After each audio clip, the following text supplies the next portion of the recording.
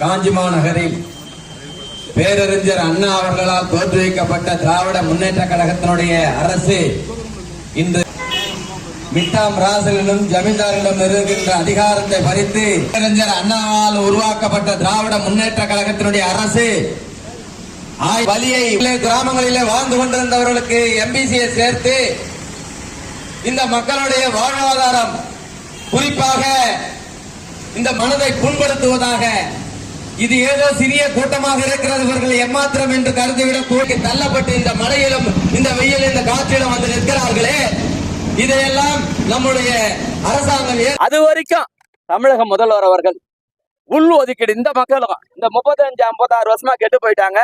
அதனால இவர்களை இந்த கல்வியாண்டிலேயாவது முன்னேறி வரட்டுன்றதுக்காக நீங்க கணக்கெடுப்பு நடத்தி உள் ஒதுக்கீடு கொடுங்கன்னு இந்த போராட்டத்தை கையில் எடுத்து உங்களோட சொல்லி இருக்கிறோம். தயவு கூர்ந்து எந்த விதமான மனமாச்சரியத்துங்களுக்கு இடம் இல்லை. இது உண்மையான சமூக நீதியை கடைபிடிக்கணும் என்பதற்காக தான் இங்க நாங்க இந்த அளவு குரல் கொடுத்துட்டு இருக்கிறோம். இதுல இன்னும் பலமா எங்களால நிறைய செய்ய முடியும். அடுத்த மாவட்டங்களில் அதை நான் செய்து காட்டுவோம். இதோட விட்டுற மாட்டோம். எங்களை மதிச்சு மரியாதை கொடுத்து இந்த சமூகத்துக்கான வாய்ப்புகளை கொடுக்கலன்னா இந்த தேர்தல்ல நாங்க ஏற்கனவே 100 தொகுதிகள்ல கள ஆய்வு பண்ணி பொறுப்பாளர்களை நியமிச்சு வச்சு மினிமம் 25,000 இருந்து 50, 62, 62,000 கடைசி தொகுதி அவ்வளவு மக்கள் வாக்காளர்கள் இருக்காங்க ஒவ்வொரு தொகுதியிலையும். அதுல யாதவர்கள் அதிகமா இருக்கிற தொகுதி தனி தொகுதியா வேற இருக்கு. அதை 10 ஆண்டுகளுக்கு ஒரு முறை சுயேட்சை முறையில மாற்றி அமைக்க வேண்டிய தேர்தல் ஆணையம் இந்த கோரிக்கையை அதுல வச்சிருக்கிறோம். இதையெல்லாம் தொடர்ந்து போராடி வந்தோம். மத்திய மாநில அரசுகள் ஏறெடுத்து பார்ப்பதில்லை. இதெல்லாம் செய்யணுன்றதுக்கு தான் இந்த ஆர்ப்பாட்டத்தை வச்சிருக்கிறோம்.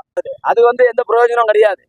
முறையான புள்ளி விவரங்கள் எடுத்து உடனடியாக இப்ப ஏன் இதெல்லாம் முடிய நேரம் இல்லைன்னு முதல்வர் சொல்லக்கூடாது. காரணம் அதுக்கு உதாரணம் சொல்றேன். 10 நாள் லீவ் விட்டார் ஐயா பக்கத்துல சித்தாராம் ஐயா கர்நாடகாவில் 10 நாள் சாதிவாரி கணக்கெடுப்பு எடுக்க சொல்றாரு. அதிகாரம் முதல்வர்கிட்ட இருக்கு.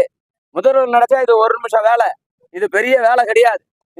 அந்த அழுற அந்த மக்களுடைய உரிமையை அவர் மீட்டுக்கணும். அதுக்கான அதிகாரம் இப்ப அவர் கையில இருக்கு.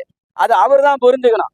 இல்லைன்னா நாங்க இப்ப இந்த 100 தொகுதியில எங்களுடைய சின்ன புல்லாங்குழல வேட்பாளர் நிறுத்துறதுல மாற்று கருத்து இல்லை. கோகுல மக்கள் கட்சி 100 தொகுதிகளை செலக்ட் பண்ணி வச்சிருக்குது. அதுல நாங்க எங்களுடைய சின்னத்துக்கு வேட்பாளர் தயார் பண்ணி களப்பணியில வச்சிருக்கிறோம். அதுல காஞ்சிபுரமும் ஒரு தொகுதி, உத்தரமேரூர் ஒரு தொகுதி. நிச்சயமா நாங்க எங்களுடைய வேட்பாளர் நிறுத்தி எங்க ஓட்டை பிரிச்சு நாங்க ஜெயிக்கிறோமா தோக்கிறோமா எங்களுக்கு கவலை இல்லை. ஆனா மற்றவர்களை தோக்கடிக்கிறதுல நாங்க தயங்க மாட்டோம். அந்த மன நிறைவோடு தான் எங்களுடைய பணியை எடுத்துட்டு போயிட்டு இருக்கிறோம்.